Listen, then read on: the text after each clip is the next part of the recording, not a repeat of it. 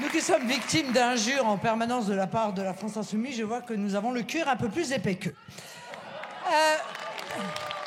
En réalité, Mayotte, c'est votre erreur 404.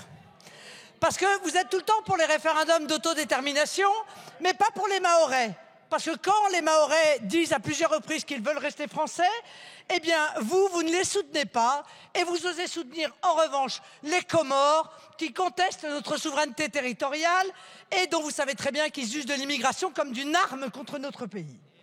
Vous répétez à l'envi que lorsque l'on est contre l'immigration, c'est qu'on est raciste et xénophobe dans votre obsession, en fait, de cette guerre raciale que vous voyez partout.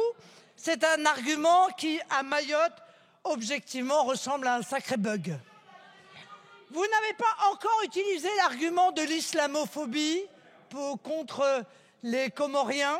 C'est vrai que c'est un peu compliqué, compte tenu du fait que les Mahorais sont musulmans à 95%. Mais le pire pour vous, peut-être, c'est que les Mahorais nous ont fait l'immense honneur de voter pour nous à 60% aux dernières présidentielles. Alors, nous trouvons cette proposition de loi, contrairement à ce que vous pensez, dérisoire. Au regard de la gravité de la situation, elle n'aura que très peu de conséquences et probablement dans trop longtemps pour être utile. Mais vous avez raison sur une chose.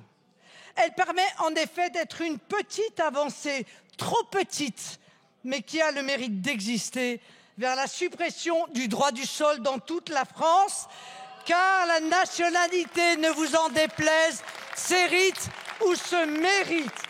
Et de plus en plus de Français sont convaincus de la nécessité de supprimer le droit du sol, qui est pas le seul, mais un des dispositifs d'appel d'air de l'immigration, et pas seulement clandestine. Merci, Madame la Présidente.